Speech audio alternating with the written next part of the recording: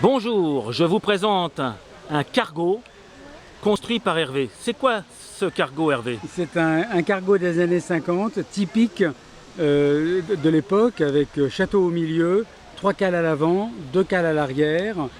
Et 2 mâts de charge, donc, du coup. Et donc, il y avait il y avait plus que ça. Il y avait deux mâts de charge par cale. D'accord. Et donc, 3 cales à l'avant, 6 mâts de charge. Donc, et 2 cales à l'arrière, 4 mâts de charge. Et il y avait 2 bigs, une de 80 tonnes et une de 100 tonnes. Alors, je ne sais plus. Je crois que c'est 80 tonnes à l'arrière et 100 tonnes à l'avant. Que l'on voit au niveau de la cale 2 et au niveau de la cale 4.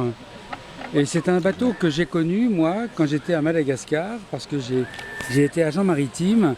Ah, c'est extraordinaire. En plus, c'est quelque chose qui te parle. Que j'ai connu, absolument. C'est pour ça que je l'ai construit, parce que c'est un bateau qui était à l'époque sous pavillon grec et qui était affrété par une compagnie norvégienne qui s'appelait la Scandinavian East Africa Line. Et il s'appelle comment, du coup, alors? Alors, il s'appelle le Tobago au départ. D'accord. Et après, quand il était sous l'armement grec, il s'appelait le Elpis.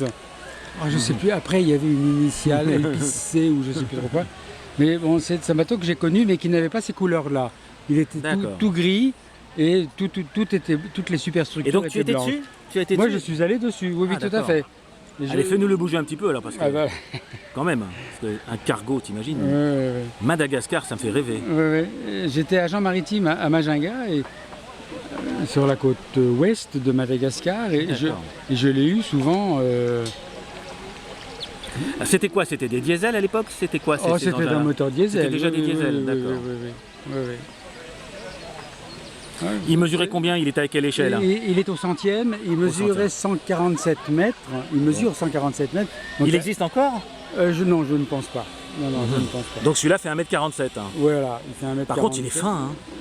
Il fait quoi, 22-23 cm de large? 20 peut-être, je ne sais plus. Et ça tenait l'eau, ça? Ça bougeait, ça devait être horrible, ça devait bouger. Tous les bateaux, tous les cargos à l'époque étaient comme ça. Hein. Ah bon? Tous les bateaux des messageries maritimes,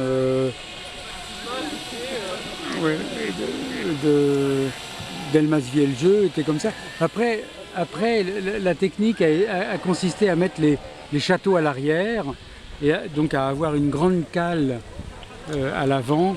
Pour pouvait charger. Oui. Ah, il est magnifique, il est très très présent sur l'eau. Hein. Donc là, il mesure 1m47, il pèse combien? Oui, et 12 kilos. Bah oui, ça lui donne déjà une vraie présence sur l'eau. Hein. C'est des bateaux qui faisaient quelle vitesse en vrai? 17 nœuds. 17 nœuds? 17 nœuds. Ah, c'est pas non plus des... C'est pas des steamliners alors hein. Non, c'est pas des bateaux de vitesse. Non, mais... Ce sont des transporteurs de marchandises diverses, avec des faux ponts à l'intérieur. Est-ce qu'il emmenait quelques passagers aussi? Non, non, c'était pas des cargos mixtes. D'accord. Non. Ah bah écoute, hein, il est très très beau sur l'eau. Vraiment, je l'avais déjà remarqué. Bah, tu es gentil parce non, que... je me contente de montrer. Ouais. Hein.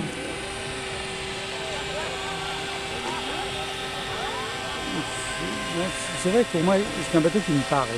Ah, c'est ça qui est merveilleux. Enfin, je suis ravi de partager avec nos amis. Parce que je l'ai connu. Et... Bon, il n'avait pas ces couleurs-là. Là, c'était l'époque des... La compagnie, c'était la compagnie... Tu veux à droite? Reviens vers nous, parce que... La compagnie des transports océanographiques. Non, océaniques. Et... Il passe, c'est bon. C'est pour ça que tous les bateaux de cette compagnie-là commençaient par TO. Tobago, Toscane, je sais plus. Ah non, mais l'idée est tôt, ok. Bah, écoute, il est superbe. Je suis ravi de pouvoir le partager avec les amis. C'est gentil. Bah, Hervé, tu le retrouveras sous ton nom d'ici demain soir. Mais non, mais ça me fait vraiment plaisir. C'est gentil. Au revoir les amis.